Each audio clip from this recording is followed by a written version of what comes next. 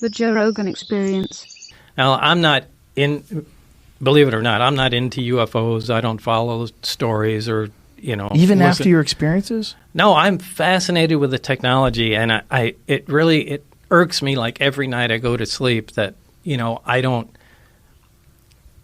it was my own doing, essentially, that prevented me from continuing on in the project. I mean, it's that to be on that cutting edge of technology is so alluring to me. Right. But, by the same token, I don't really care that there's aliens or where they come from. I mean, the prize is the technology, and that's what I'm fascinated by. But so I don't listen to UFO stories and that sort of thing. But George Knapp is, he's the guy that has the contacts and tries to thread everything together.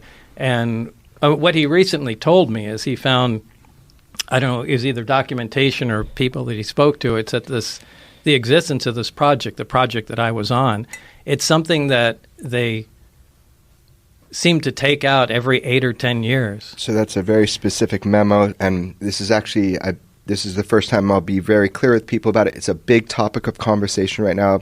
It's called the Wilson Memo. You can look it up. Admiral Wilson met with a scientist who's actually was featured in one of my films. Everybody has been debating whether or not this document of a conversation with a sitting admiral at the time is a real document. It's an actual conversation that happened, and this document is real. Everybody wants to know. The world is going crazy right now in the UFO world. I'll tell you straight up right now, I'm in the position to know, and it is a real document, that it is real. So the conversation you read in that conversation was had. I can't attest to every... You're not being very clear. Sure. Please. No problem. So there was a document that is circulating right now that is really big. It's going around everywhere. People are asking and wondering. What is this document? It's called the Wilson Memo, is how you can find it online. Or the Wilson Leak. There it is. Jimmy's got it. The Wilson Memorandum. Use of human volunteers. No. Make sure that was it. Yeah. No, that's not it. Okay. Yeah. So Admiral Wilson meets with this scientist, and they have this discussion, oddly enough, at special projects at EG&G. And if I remember, the document is from 2001. I'm telling everybody right now, it's real. And we'll see. My history is pretty good with saying if something's real or not, right? So here we go. The document comes out. They meet at EG&G Special Projects. In 1989, they stumble into a problem. This happens. They put the technology away, and then they bring it back out and see if material science has caught up and if they can make any progress. So this document kind of talks about this process.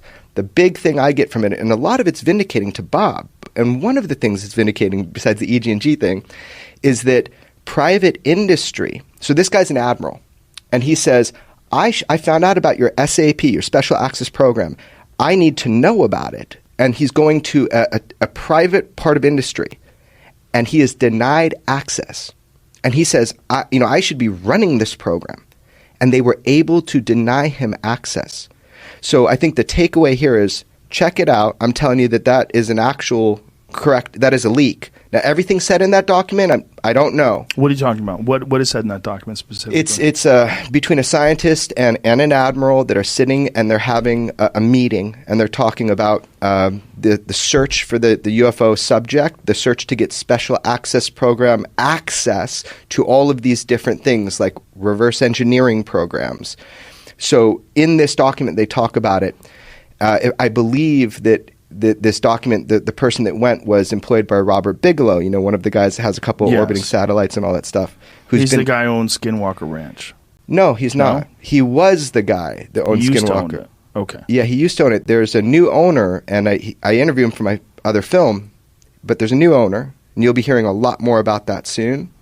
But there's stuff that you'll be hearing about Skinwalker Ranch soon because there's a new owner.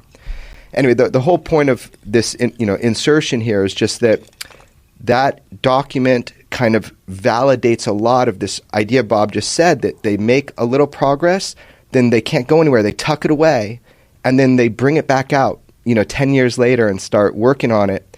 What is the limiting factor? I think Bob should speak on this, but it's the material science.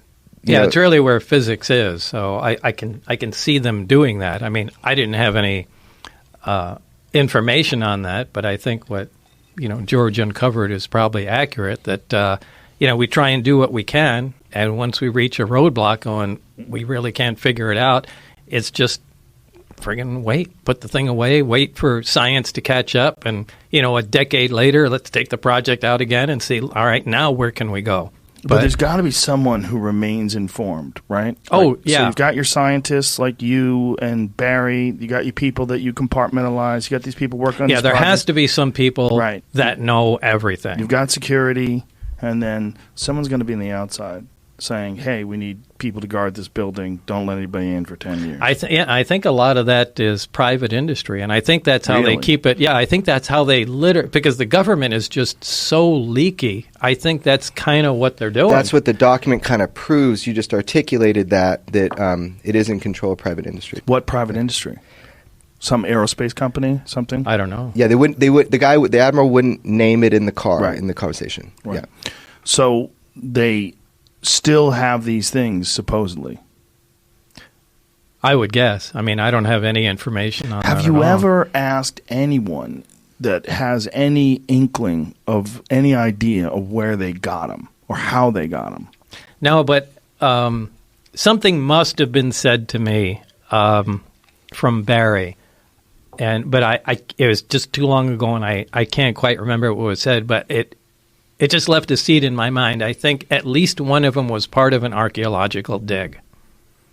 So it's old. At least one of them is old. I don't know if it was the one I worked on, but I remember something to do with an archaeological dig. Whoa. So that means it's not just old, it's ancient. That'd be a great Steven Spielberg movie. Yeah. Right? As all of it would. Yeah, that tripped me out when he said that for the first time. Yeah. That's a freak out there. Just a couple of dudes with some brushes looking for a Tyrannosaurus Rex bone. They hit metal. And when did they find it? That they have 9 of them. Yeah. Well, and how could we have not heard about that? What about the guys with the brushes? How could you uncover something like that? And Joe's newspaper at home does. I mean, they said it on that first day. Oh, you mean the Roswell Daily Record? Yeah, the one you told me. Yeah, I have a cover. What is this here, Jamie? This is the document, but I had to do some digging to find it. Yes, it's just kind of... Yeah, so this is where they meet at EG&G, and this is Admiral Wilson, and there's a lot more coming out. Now, I want to be clear, George didn't put this out. He didn't leak this out to anybody. This is... I can tell you how Who recorded this conversation? So this was an employee of, at the time, Robert Bigelow. And this is in 2002? Right. Do you remember when he had that government contract called OSAP, the world all knows about now, and he had NIDS that studied the ranch? So that $22 million, everybody is saying it was for ATIP, Advanced Aerospace Threat Identification Program. The $22 million was for OSAP that was pushed through Congress, 3 congressmen, right, an astronaut. It was pushed through. And that's what that $22 million, by the way, they spend more money on Viagra every year than they do studying UFOs if it was just this program, which I think is funny. They probably make a lot more money from Viagra they probably do from UFOs, too. Well, you never know how it seeds into population. But anyway, this program, this is what was the mother program. So it got the $22 million. And really, it was to study Skinwalker Ranch. Oddly enough, that $22 million all was inspired by the phenomenon they were seeing at Skinwalker Ranch because the scientists... They're seeing vehicles come through like a space in the sky. Yeah, we went there. I went there with Duncan. Yeah, we interviewed a bunch of people that seemed full of shit, but a couple that didn't. It was very, very interesting. Totally. And if you look, I spent a lot of time in the area. I'm not talking about those stories. I'm saying there were scientists hired by the government, right, through Bigelow to study the ranch because they thought it was important. And, whatever. The point is that $22 million was to study that. Then we have ATIP, which is like an auxiliary kind of program of military sightings, like Commander Fravers and that sort of thing. This document is just one of those things that has now come forward that through the Bigelow studies, it was government funded, and then it was personally funded and then government funded. It's just one of those things that kind of shakes you because you got this military guy who can't get access because of the private industry that's holding these non-terrestrial materials, that they can't study it. So that's the claim right now. Give it some time, let people dig more into this. It's fascinating, man.